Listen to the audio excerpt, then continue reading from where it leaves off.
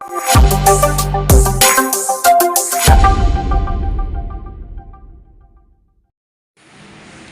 Mass മോട്ടോഴ്സിൽ നിന്നാണ്. ഹീറോൻ്റെ പ്ലഷറാണ് വണ്ടി. പഴയ മോഡൽ പ്ലഷറാണ്. നമുക്കത് ജനറൽ സർവീസായിട്ടാണ് വന്നേക്കണം. നമ്മൾ വർക്കിന് കയറ്റിയിട്ടുണ്ട്. ജനറൽ സർവീസ്, അതേപോലെ തന്നെ ഓയിൽ മാറ്റുന്ന കേസ് പറഞ്ഞിട്ടുണ്ട്. ലെഫ്റ്റ് സൈഡ് ഫ്ലോർ കവർ പൊട്ടിപ്പോയിട്ടുണ്ട്, അപ്പോൾ അത് മാറ്റുന്ന കേസ് പറഞ്ഞിട്ടുണ്ട്. മീറ്റർ വർക്കിംഗ് കറക്റ്റല്ല. മീറ്റർ ഗ്ലാസ്സൊക്കെ ശരി വെയിലത്തിരുന്നാകെ മോശമായിട്ടുണ്ട്, അപ്പോൾ അത് മാറ്റാൻ പറഞ്ഞിട്ടുണ്ട്. അങ്ങനെ പൊല്യൂഷൻ ടെസ്റ്റ്, അങ്ങനെ 1-2 വർക്കുകളാണ് മെയിനായിട്ട് പറഞ്ഞത് കേട്ടോ. അപ്പോൾ നമ്മൾ വർക്കിന് കയറ്റിയിട്ടുണ്ട്. അപ്പോൾ നമ്മളതിൻ്റെ എയർ ഫിൽട്ടർ, ക്ലച്ചിൻ്റെ ഭാഗം, അത്യാവശ്യം മൂവ്മെൻറ്റ് വരുന്ന എല്ലാ ഭാഗങ്ങളും ഓൾറെഡി നമുക്ക് ജനറൽ സർവീസിൽ ചെക്കപ്പ് ഉണ്ട്. അതിനകത്ത് നമുക്ക് കംപ്ലയിൻസ് ഉള്ള ഭാഗങ്ങൾ, പാർട്സുകൾ, അതിൻ്റെ ഡീറ്റെയിൽസ് നമ്മൾ കൃത്യമായിട്ട് ഇത് വഴി ഐഡൻറ്റിഫൈ ചെയ്തിട്ട് കൃത്യമായിട്ട് അത് ഇൻഫോം ചെയ്യും. അതൊക്കെയാണ് ജനറൽ സർവീസ് കൊണ്ട് ഉദ്ദേശിക്കാനുള്ളത് കേട്ടോ. അപ്പോൾ ജനറൽ സർവീസിൻ്റെ ഭാഗമായിട്ട് നമ്മൾ അതിൻ്റെ എയർ ഫിൽട്ടറൊക്കെ ക്ലീൻ ചെയ്യാനൊക്കെ ആയിട്ട് അയച്ചാണ്. അപ്പോൾ എയർ ഫിൽട്ടർ കമ്പനി ഫിൽട്ടറാണ് കിടക്കണേ. വലിയ മോശമായിട്ടൊന്നുമില്ല, നമുക്ക് തുടച്ച് ക്ലീനാക്കി നമുക്ക് റീസെറ്റ് ചെയ്യാം. ക്ലച്ചിൻ്റെ ഭാഗം നമ്മൾ അഴിച്ച് ചെക്ക് ചെയ്യുന്നുണ്ട്. CVT ക്ലച്ചാണ്. ഇടയ്ക്ക് നമുക്കത് അഴിച്ച് ഗ്രീസിങ് ആവശ്യമാണ്. ഓരോ 10,000 കിലോമീറ്റർ അല്ലെങ്കിൽ ഒരു വർഷത്തിലൊരിക്കൽ കമ്പൽസറി ആയിട്ട് നമ്മൾ ചെയ്യേണ്ട ഒരു വർക്കാണ് ക്ലച്ച് ഗ്രീസിങ് എന്നുള്ളത്. ഇത് നമ്മൾ ഓരോ ജനറലായിട്ടുള്ള സർവീസിൽ നമ്മളത് ചെക്ക് ചെയ്യും. അഴിച്ച് നോക്കിയിട്ട് എന്തെങ്കിലും നമുക്ക് അഴിച്ച് ഫുൾ പീസാക്കി ഗ്രീസ് ചെയ്യേണ്ട ആവശ്യമുണ്ടെങ്കിൽ നമ്മൾ കൂട്ടത്തിട്ട് ഗ്രീസ് ചെയ്ത് പോലെയാണ് പതിവ്. അപ്പോൾ നമ്മൾ അതിന് വേണ്ടിയിട്ടാണ് ജനറൽ സർവീസിൻ്റെ കൂടെ അത് അയച്ചാണ്. നമുക്ക് അതിൻ്റെ വേരിയേറ്റർ ബോഡി, ബോസ് ഡ്രൈവ്, റോളറൊക്കെ നോക്കുമ്പോൾ ഓക്കെയാണ്, നല്ലൊരു പ്രശ്നമൊന്നുമില്ല. ഈ ബെൻഡെക്സ് വർക്ക് ചെയ്യുന്നത് നോക്കുമ്പോൾ കറക്റ്റ് അല്ല. കാരണം ബെൻഡെക്സ് ഇപ്പോൾ സെൽഫ് അടിച്ചിരിക്കുമ്പോൾ മോട്ടർ കൊണ്ട് കയറി വരും, അത് കഴിഞ്ഞ് അതേപോലെ തന്നെ തിരിച്ചു പോകണം. ഇത് ആ ഫംഗ്ഷൻ കറക്റ്റ് അല്ല. നിലവിൽ എങ്ങനെയൊക്കെയോ സെൽഫ് അടിച്ചുകൊണ്ടിരിക്കുന്നു മാത്രം കേട്ടോ. കാരണം ഇത് ഇപ്പോൾ മോട്ടർ അടിച്ച് ഇങ്ങോട്ട് കയറി വന്നു കഴിഞ്ഞാൽ തിരിച്ച് അതേപോലെ തന്നെ റിട്ടേൺ ഇങ്ങനെ ഇറങ്ങി പോകണം. ഇങ്ങോട്ടേക്ക് കയറി വന്നു കഴിഞ്ഞാൽ മോട്ടർ ഓഫ് ചെയ്യുമ്പോൾ അതേപോലെ തന്നെ ഇറങ്ങി പോകണം. അതാണ് ശരിക്കും എൻ്റെ ഫംഗ്ഷൻ. അത് കൃത്യമായിട്ട് നടക്കുന്നില്ല എന്നുള്ളതാണ് കേട്ടോ. പക്ഷേ സെൽഫ് വർക്ക് ചെയ്യുന്നുണ്ടെന്നുള്ളതാണ് വേറെ കേസ്. കാരണം ഇങ്ങനെ വന്നു കഴിഞ്ഞാൽ സാധാരണ രീതിയിൽ പെട്ടെന്ന് സ്റ്റക്കായിട്ട് നിൽക്കലാണ് പതിവ്.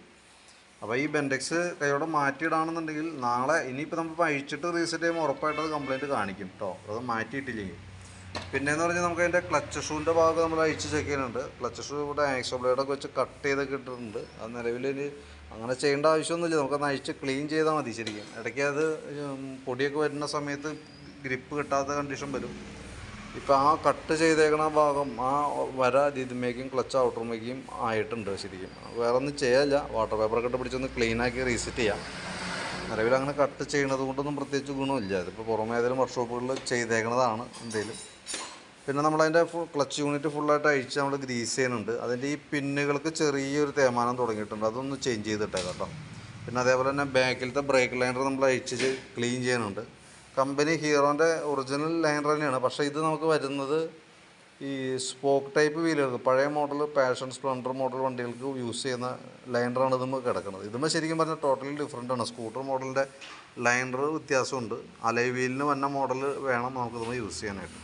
ഇതിപ്പോൾ നിലവിൽ കുഴപ്പമില്ല, നമുക്ക് ക്ലീൻ ചെയ്തിടാം. അടുത്ത് മാറ്റിയിടുന്ന സമയത്ത് യഥാർത്ഥത്തിൽ സ്കൂട്ടറിൻ്റെ ഇതന്നെ മേടിച്ചിട്ടാണെങ്കിൽ ബ്രേക്കൊക്കെ നമുക്ക് നല്ല സ്മൂത്തായിരിക്കും കേട്ടോ. റേറ്റ് വെച്ച് നോക്കുമ്പോൾ ഇതിനേക്കാളും കുറച്ച് റേറ്റ് കൂടുതലുണ്ട്, പക്ഷേ അതിൻ്റെ അനുസരിച്ച് ലൈഫും കിട്ടും നമുക്ക്. പിന്നെ ഈ ബ്രേക്കിൻ്റെ ക്യാമൊക്കെ നല്ല ടൈറ്റാണത്, അപ്പോൾ നമുക്കൊന്ന് അഴിച്ച് ഗ്രീസൊക്കെ ചെയ്ത് റീസെറ്റ് ചെയ്യാം. വീൽ പിടിപ്പിക്കുന്ന ഷാഫ്റ്റിൻ്റെ ആയാലും ബെയറിങ്ങിനൊന്നും വേറെ പറയത്തക്ക കംപ്ലയിൻറ്റോ പ്ലേ കാര്യങ്ങളൊന്നും നിലവിൽ ഇപ്പോൾ ഇല്ല കേട്ടോ. പിന്നെ നമുക്ക് ഈ ഭാഗത്തേക്ക് വരുമ്പോൾ അതിൻ്റെ ചേസിൻ്റെ ഈ ഭാഗമൊക്കെ നമുക്ക് ഈ ഫുഡ് റെസ്റ്റിൻ്റെ ഇവിടെയൊക്കെ തുരുമ്പിട്ട് ഈ ഒരു അവസ്ഥയിലേക്ക് എത്തിയിട്ടുണ്ട്. അപ്പോൾ അതൊന്ന് ശ്രദ്ധിച്ചോളാം. കാരണം എന്ന് വെച്ചാൽ ഇവിടെയും ഈ ഭാഗത്തൊക്കെ തുരുമ്പൊക്കെ ഉണ്ട് കേട്ടോ. കാരണം അത് വെൽഡ് ചെയ്താലും അത്രയും പെർഫെക്റ്റ് ആയി കിട്ടില്ല. കാരണം അത് കമ്പിയാണത്, വെറുതെ സ്പോട്ട് അടിച്ചിട്ട് കാര്യമില്ല.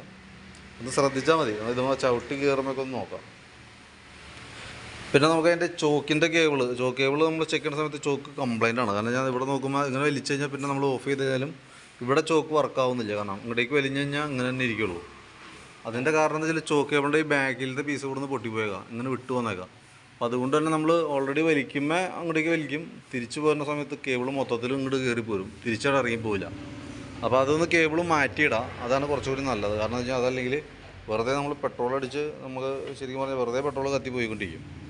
പിന്നെ നിലവിൽ കാർബറേറ്റർ ക്ലീനിങ് കാര്യങ്ങളൊന്നും നമ്മൾ ചെയ്യുന്നില്ല, അത് നമുക്ക് ഓൾറെഡി ജനറൽ സർവീസിൽ വന്നതല്ല. പക്ഷേ നിലവിൽ വേറെ ഓടിച്ച് നോക്കുമ്പോൾ വേറെ പ്രശ്നങ്ങളൊന്നും ഇല്ലാത്തതുകൊണ്ട് തന്നെ കാർബറേറ്റർ ക്ലീൻ ചെയ്യേണ്ട ആവശ്യം നമുക്ക് നിലവിൽ ഇപ്പോൾ ഇല്ല. അതുകൊണ്ട് അഴിക്കുന്നില്ല കാർബറേറ്റർ കേട്ടോ. കാരണം ഞാൻ പഴക്കം വരുന്നതിനനുസരിച്ച് നമ്മൾ കാർബറേറ്റർ അഴിക്കണമൊക്കെ സൂക്ഷിച്ച് ചെയ്തില്ലെങ്കിൽ എന്ത് പറ്റുമെന്ന് വെച്ചാൽ വണ്ടി ഓവർഫ്ലോ കംപ്ലയിൻ്റ് അങ്ങനെ വരാനുള്ള സാധ്യതയൊക്കെ വളരെ കൂടുതലാണ്. കാരണം ഇപ്പോഴത്തെ ഒരു ലേറ്റസ്റ്റ് മോഡൽ പെട്രോൾ എന്ന് പറയുമ്പോൾ E20 ബേസിൽ പെട്രോൾ തന്നെ. അപ്പോൾ അതിൻ്റെ റിയാക്ഷൻ മൂലം നമുക്ക് എന്തെങ്കിലും മിസ്സിങ്ങോ വേറെ പ്രോബ്ലംസോ ഒന്നും ഇല്ല എന്നുണ്ടെങ്കിൽ കാർബറേറ്റർ ഡിസ്റ്റർബ് ചെയ്യേണ്ട, അതങ്ങനെ തന്നെ ഇരിക്കണം നല്ലത്. പ്രത്യക്ഷത്തിൽ നമ്മൾ നോക്കുമ്പോൾ വേറെ പറയത്തൊക്കെ കംപ്ലൈൻ്റ് ഒന്നും നിലവിൽ കാണുന്നില്ല കേട്ടോ. പിന്നെ അതേപോലെ തന്നെ എഞ്ചിൻ ഓയിൽ നമ്മൾ ചെക്ക് ചെയ്തിരുന്നു, ഓയിൽ മാറ്റുന്നുണ്ട്. തീരെ മോശമായിട്ടൊന്നുമില്ല, പക്ഷെ എന്നാൽ പോലും നമുക്ക് മാറ്റേണ്ട ഒരു പീരീഡാണ്, കൂട്ടത്തിൽ മാറ്റി വിടുന്നുണ്ട്. സെക്കൻഡറി ഫിൽറ്റർ യൂണിറ്റൊക്കെ ഒന്ന് അഴിച്ച് ക്ലീൻ ചെയ്യുന്നുണ്ട്. അതേപോലെ തന്നെ സ്പാർക്ക് പ്ലഗും നമ്മളൊന്ന് അഴിച്ച് ക്ലീൻ ചെയ്ത് കയറ്റുന്നുണ്ട്. ഫ്രണ്ട് ഭാഗത്തേക്ക് വരുമ്പോഴത്തേക്കും ഫ്രണ്ട് നമ്മൾ വണ്ടി ഓടിച്ച് നോക്കുമ്പോൾ തന്നെ വണ്ടിക്ക് നല്ലൊരു ഹാൻഡിലുമേ നമുക്ക് ഒരുപാട് ബലം കൊടുത്തിരിക്കേണ്ട ഒരു സിറ്റുവേഷൻ ഉണ്ട്.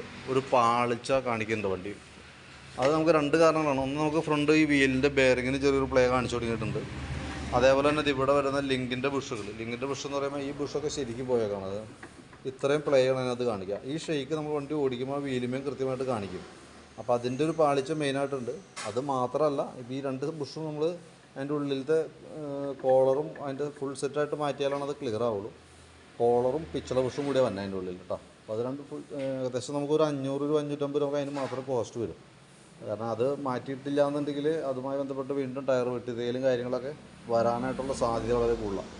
ശരിക്കും അത് മാത്രമല്ല അതിൻ്റെ പ്രശ്നം. അതിൻ്റെ ഈ ഹാൻഡിലിൻ്റെ ബെയറിംഗ് എന്ന് പറയും, കോൺസെപ്റ്റ് എന്ന് പറയും, സെൻട്രലിലാണ് ബെയറിംഗ്, അതും അത്യാവശ്യം ലൂസ് കാണിക്കുന്നുണ്ട്. അപ്പോൾ അതിൻ്റെ പ്രശ്നം എന്ന് വെച്ചാൽ നമുക്ക് തൽക്കാലം അത് ഇങ്ങനെ തന്നെ നിർത്താം. കാരണം അത് വേണമെങ്കിൽ നമുക്ക് അഴിക്കണമെന്നുണ്ടെങ്കിൽ ഫുള്ളായിട്ട് അഴിച്ച് മാറ്റാൻ കഴിയില്ല. ഏകദേശം നമുക്കൊരു 800-850 രൂപ നമുക്ക് അതുമ്പോൾ മാത്രം ചിലവ് തന്നെയാണ്. പാർട്സിൻ്റെയും ലേബർ ചാർജ് അടക്കം വരുമ്പോൾ ഏകദേശം നമുക്ക് അത്രയും കോസ്റ്റ് വരും. പിന്നെ അത് നമ്മളിപ്പോൾ അത് മാത്രം ക്ലിയർ ചെയ്തുകൊണ്ട് പ്രത്യേകിച്ച് ബെനിഫിറ്റ് നമുക്കില്ല. വണ്ടിയുടെ പാളിച്ച 100% മാറില്ല. അത് പറയാൻ കാരണം ബാക്കിൽ യൂസ് ചെയ്തിരുന്ന ടയറാണ് അതിൻ്റെ ഒരു റീസൺ. ഈ മോഡൽ ടയർ ഇടുന്ന വണ്ടികളിൽ സ്വാഭാവികമായിട്ട് വണ്ടി ഒരു ഇട്ടറും പാളിച്ചും കാണിക്കും. അപ്പോൾ അത് ടയർ മാറ്റിയതിന് ശേഷം അതിന് ശേഷം നമ്മൾ ഫ്രണ്ട് ഹാൻഡിലൊക്കെ അഴിച്ച് ക്ലിയർ ചെയ്താലാണ് നമുക്ക് ഓടിക്കുമ്പോൾ ഒരു കംഫർട്ട് കിട്ടുള്ളൂ. പക്ഷേ ആ വെട്ടൽ കാര്യങ്ങളും ചെറിയ അടിയൊക്കെ മാറണമെങ്കിൽ ഈ ബുഷും മാറ്റി വീൽ ബെയറിങ് മാറ്റി കഴിഞ്ഞാൽ അത് ക്ലിയർ ആയിപ്പോകും. പിന്നെ അതേപോലെ തന്നെ ബാറ്ററി നമുക്കിത് ഇരിക്കുന്നത് 2024 ബാറ്ററിയാണ്. അപ്പോൾ ഞാൻ ആ ബാറ്ററി വാറണ്ടിയിലുള്ള ബാറ്ററി ആണെങ്കിൽ കൂടി സർവീസിനകത്ത് നമുക്ക് ബാറ്ററി ടെസ്റ്റ് കാര്യങ്ങളൊക്കെ ഇൻക്ലൂഡാണ്. അപ്പോൾ അതുകൊണ്ട് നമ്മൾ അതും കൂടി കൂട്ടത്തിൽ അത് ചെക്ക് ചെയ്ത് പോകുന്നുണ്ട്. വോൾട്ട് ചെക്ക് ചെയ്യുമ്പോൾ 13 വോൾട്ട് വരെ നമുക്ക് കാണിക്കുന്നുണ്ട്. ബാറ്ററി ഞാൻ ടെസ്റ്റിലേക്ക് കൊടുത്തിട്ടുണ്ട്. ടെസ്റ്റിൽ കൊടുക്കുമ്പോൾ കറക്റ്റ് ബാറ്ററിയുടെ സ്റ്റാറ്റസ് ഇവിടെ കാണിക്കും. നിലവിൽ ഓക്കെ ആയിട്ടാണ് കാണിക്കുന്നത്. കാരണം പുതിയ ബാറ്ററി ആണ്, പക്ഷേ എന്നാൽ പോലും നമുക്ക് സർവീസിനകത്ത് ബാറ്ററി ഇൻക്ലൂഡ് ചാർജിങ് ആണ്, ടെസ്റ്റിങ് ഇൻക്ലൂഡഡ് ആണ്. ഇതുകൊണ്ട് നമ്മൾ കൂട്ടത്തിൽക്കൂടെ അതും കൂടി ചെയ്തു പോകണമെന്നുള്ളൂ കേട്ടോ. പിന്നെ അതേപോലെ തന്നെ ഫ്രണ്ടിലത്തെ റിമ്മിൻ്റെ അവസ്ഥ ഒന്നും അത്ര ഗുണകരമല്ല. കാരണം വെച്ചാൽ ഇവിടെ നോക്കുമ്പോൾ ഈ ഭാഗമൊക്കെ കാണുന്നത് മൊത്തം തുരുമ്പാണ് ഈ കാണുന്നത്. അപ്പം അത് ഈ പറഞ്ഞ പോലെ ഇടയ്ക്ക് പറ്റുന്നുണ്ടെങ്കിൽ ഇടയ്ക്ക് ഈ റിമ്മൊക്കെ മാറ്റിയിടണമെന്ന് നല്ലത് കേട്ടോ. കാരണം വെച്ചാൽ കിടക്കുന്ന ടയർ പുത്തൻ ടയറാണ്, പക്ഷേ അതിൻ്റെ ഉള്ളിൽ തുരുമ്പ്, റിമ്മിൻ്റെ പുറത്ത് ഇത്ര തുരുമ്പുണ്ടാകുമ്പോൾ സ്വാഭാവികമായിട്ട് ഉള്ളിലും തുരുമ്പുണ്ട് എന്നുള്ളതാണ് അതിന് മനസ്സിലാക്കാൻ പറ്റുക. അപ്പോൾ അതൊന്ന് ശ്രദ്ധിച്ചോളാം. പഞ്ചറാവാനുള്ള സാധ്യതയൊക്കെ കൂടുതലുണ്ട്. അതുകൊണ്ട് പറഞ്ഞാണ് നമുക്ക് എന്തെങ്കിലും അത്യാവശ്യം എമർജൻസി ഒക്കെ ആയിട്ട് പോകേണ്ട വരുന്ന സമയത്തൊക്കെ ഇത് ചിലപ്പോൾ ഒരു വില്ലനായിട്ട് വരും. പിന്നെ ഫ്രണ്ട് മൺകാടൊക്കെ ഓൾറെഡി പൊട്ടിയിരിക്കണേ. ഈ സൈഡ് വിട്ടുപോയിട്ടുണ്ട്, ആ സൈഡ് പൊട്ടിയിരിക്കണതാണ്. സെൻറ്റർ ഭാഗത്ത് ഇവിടെ പൊട്ടൽ വീണിരിക്കുന്നുണ്ട്. ഈ ഭാഗത്തും ഇതൊക്കെ പൊട്ടിയാണ് ഇരിക്കുന്നത് കേട്ടോ. അപ്പോൾ അതിൻ്റേതായിട്ടുള്ളൊരു ജർക്കിങ്, പിടയ്ക്കലൊക്കെ ഫ്രണ്ട് ഭാഗത്തുനിന്ന് ഉണ്ടാവും എന്തെങ്കിലും. പിന്നെ അത് കൂടാണ്ട് ഫ്രണ്ടിലത്തെ മെയിൻ കവർ, ഈ ഫ്രണ്ടിൽ വരുന്ന ഈ കവറിൻ്റെ ഈ സൈഡിൽ വരുന്ന എല്ലാ ലെഗുകളും തന്നെ പൊട്ടിപ്പോയേക്കാണ്. അതായത് ഈ സൈഡിൽ ഇവിടെ ഇതേപോലെ സ്ക്രൂ ചെയ്ത് പിടിപ്പിക്കാൻ പറ്റുന്ന ലെഗുകളുണ്ട്, അത് ഇവിടെ ഒന്ന് പൊട്ടിയിട്ടുണ്ട്. ഈ സൈഡ് ഒന്നുമില്ല, എല്ലാം പൊട്ടിപ്പോയേക്കാണ്. അപ്പോൾ അതൊക്കെ എക്സ്ട്രാ സ്വിച്ചും എക്സ്ട്രാ ക്ലിപ്പ് കാര്യങ്ങളൊക്കെ കൊടുത്തിട്ടാണ് നിർത്തിയേക്കണത്. അപ്പോൾ അതെങ്ങനെ ചെയ്താലും ആ ഒരു സൗണ്ട് കാര്യങ്ങൾ ജർക്കിങ്ങൊക്കെ ഫ്രണ്ടിൽ നിന്ന് എന്തെങ്കിലും ഉണ്ടാവും. കാരണം ഫ്രണ്ട് അത്യാവശ്യം ബോഡി പാർട്സുകൾ തന്നെ പൊട്ടിയിരിക്കുന്നുണ്ട്. അപ്പോൾ അതിൻ്റേതായിട്ടുള്ള പ്രോബ്ലംസാണ് മെയിനായിട്ട് കാണിക്കുക. പിന്നെ ഈ ലെഫ്റ്റ് സൈഡിലെ കവറിലാണ് പറഞ്ഞിരുന്നത്, അത് ഓൾറെഡി നമ്മൾ ഓർഡറിൽ പോയേക്കണമാണ്. ഇന്ന് വരും എന്ന് വേണം വിചാരിക്കാൻ. ഓക്കെ, അപ്പോൾ ഞാൻ അതിൻ്റെ ഏകദേശം ഒരു എസ്റ്റിമേറ്റ്, നമ്മളിപ്പോൾ എത്രയും ജനറൽ സർവീസാണ് മെയിനായിട്ട് വന്നതാണ് വർക്കുകൾ. അതിനകത്ത് നമുക്ക് അഡീഷണലായിട്ട് പ്രത്യേകിച്ചൊന്നും നമുക്ക് ചെയ്യേണ്ടതായിട്ടുള്ള അപ്പോൾ ജനറൽ സർവീസിൽ ഇൻക്ലൂഡായിട്ട് വന്ന വർക്കുകളാണ്. പിന്നെയുള്ളത് നമുക്ക് സ്പീഡോമീറ്ററിൻ്റെ മാത്രമേ നമുക്ക് അഡീഷണലായിട്ട് വന്ന വർക്ക്. കാരണം സ്പീഡോമീറ്റർ ഇപ്പോൾ ശരിക്കും ഇത് നമ്മളിപ്പോൾ ഗ്ലാസ് ഉണ്ടോയെന്ന് നോക്കാം, ഉണ്ടെങ്കിൽ നമുക്ക് ഈ ഗ്ലാസ് മാത്രമായിട്ട് മാറ്റാം. കാരണം ഗ്ലാസ് ശരിക്കും വെയിലത്തിരുന്നിട്ട് മൊത്തം മൊരിഞ്ഞൊരവസ്ഥയിലേക്ക് ആയി പോയിട്ടുണ്ട്. അപ്പോൾ അതൊന്നും കാണാൻ പറ്റുമെന്നില്ല നമുക്ക്. പിന്നെ മീറ്റർ വർക്കിംഗ് അല്ല, അത് കേബിളിൻ്റെ ആണ്. അപ്പോൾ കേബിൾ നമ്മൾ മാറ്റിയിട്ടെന്ന് വയ്ക്കാം. കേബിൾ മാറ്റിയിട്ടാലും ഇതിൻ്റെ കിലോമീറ്റർ വർക്ക് ചെയ്യുമെന്ന് തോന്നുന്നില്ല. കാരണം വെച്ചാൽ കിലോമീറ്റർ നിൽക്കുന്നത് ഇപ്പോൾ ഏകദേശം ഒരു 30,000 ഇങ്ങനെ കൗണ്ട് ചെയ്തിട്ട് അതിനകത്തുനിന്ന് അങ്ങോട്ടും ഇങ്ങോട്ടും മാറാത്ത രീതിയിലാണ് നിൽക്കുന്നത്. അപ്പോൾ നമുക്ക് സ്പീഡ് വർക്കിംഗ് ആക്കാനായിട്ട് പറ്റും. സ്പീഡോമീറ്റർ സൂചി, അതായത് വണ്ടി ഓടുന്നത് എത്ര കിലോമീറ്റർ വേഗതയിലാണെന്നുള്ള ദിവസം നമുക്ക് മനസ്സിലാൻ പറ്റും. പക്ഷേ അത് എത്ര കിലോമീറ്റർ ഓടിയെന്ന് അറിയണമെന്നുണ്ടെങ്കിൽ മീറ്റർ മെക്കാനിസത്തിൻ്റെ കംപ്ലൈൻ്റ് ആണ്, അത് മാറ്റിയാലാണ് ക്ലിയർ ആവും. അപ്പോൾ അത് നമുക്ക് ഇച്ചിരി കോസ്റ്റ്ലിയാണ്. അപ്പോൾ ഈ ഗ്ലാസ് മാത്രം കിട്ടുമെന്നുണ്ടെങ്കിൽ ഗ്ലാസ് മാത്രം നമുക്ക് മാറ്റി മീറ്റർ കേബിൾ മാറ്റി കഴിഞ്ഞ് കഴിഞ്ഞാൽ ഏകദേശം വണ്ടിയുടെ സ്പീഡ് കാര്യങ്ങളൊക്കെ നമുക്ക് അറിയാനായിട്ട് പറ്റും. അത്രയാണ് നമുക്ക് അതുകൊണ്ട് ചെയ്യാൻ പറ്റുള്ളൂ. അപ്പോൾ അപ്പോൾ അത് ഈ പറഞ്ഞിരിക്കുന്നത് ഞാൻ ഇപ്പോൾ ഈ വീഡിയോയിൽ പറഞ്ഞാൽ ഈ ഭാഗങ്ങളെല്ലാം ഉൾപ്പെടുത്തി ഏകദേശം ഒരു എസ്റ്റിമേറ്റ് ഒന്ന് പ്രിപ്പയർ ചെയ്യാം. അതിൻ്റെ ഡീറ്റെയിൽസ് ഒന്ന് വാട്സപ്പിലേക്ക് ഇടാം.